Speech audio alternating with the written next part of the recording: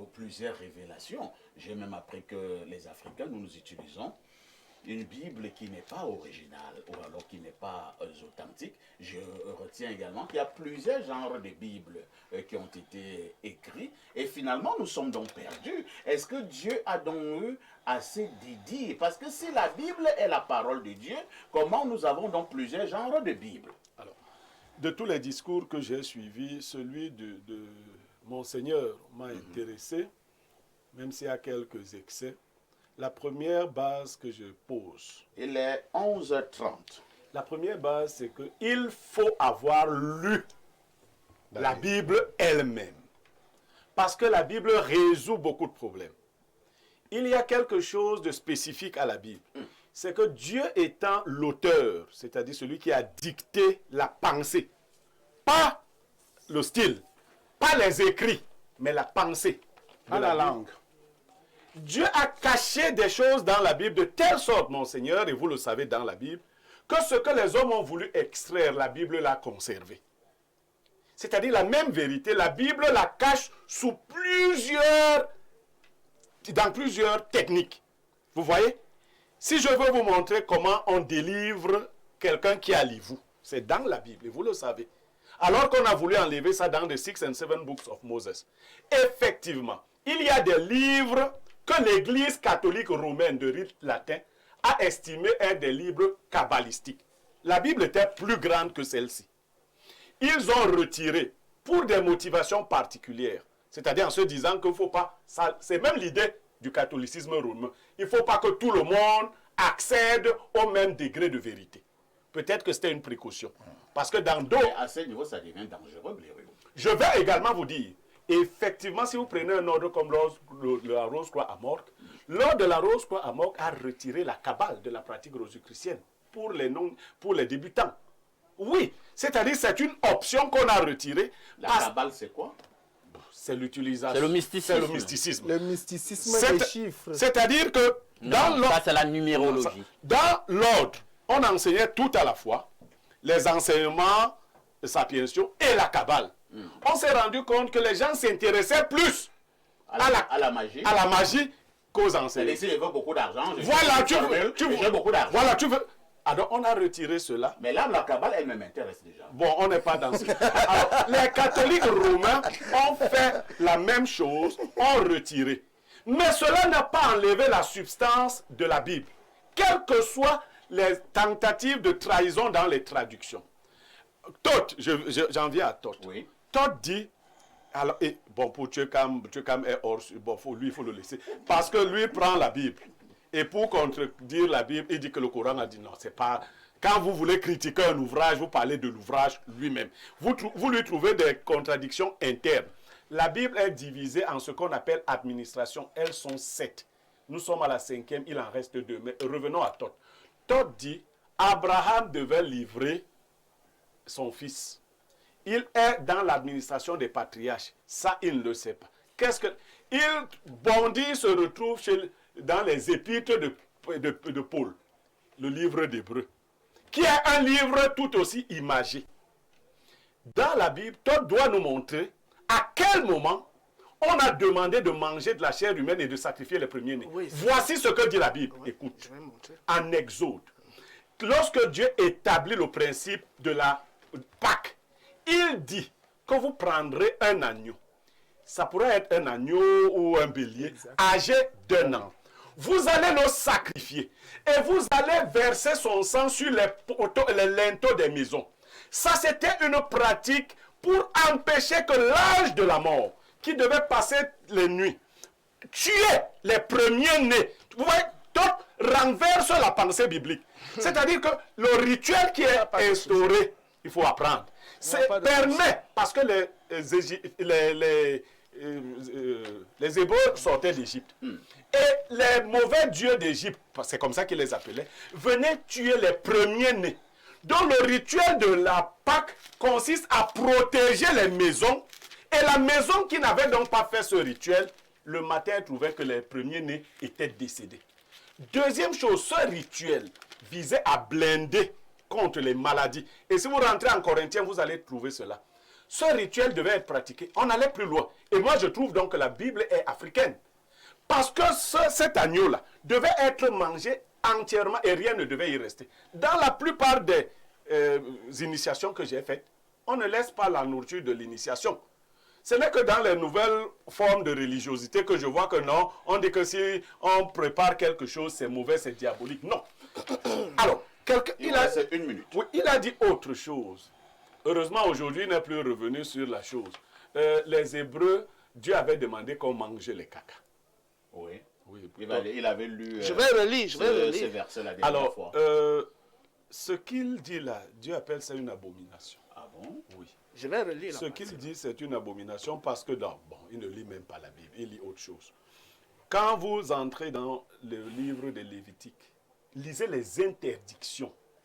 Dieu va très loin, jusqu'à interdire à l'homme de connaître sa femme pendant la période qu'il appelle impureté. C'est-à-dire, c'est si rigoureux que si c'était un livre de permissivité. Je connais beaucoup d'hommes ici. Je ne veux pas dire sur mais Blériot, je vais relire. Le verset. Ézéchiel. Je vais relire. Joël est 35. Oui, d'accord. Merci Blériot. Blériot respecte son Non, moi, je n'ai pas de problème pour le respect de l'État. Alain Douk, il faut suivre le bel exemple. Et là, je me pose donc une préoccupation. Finalement, nous sommes embrouillés.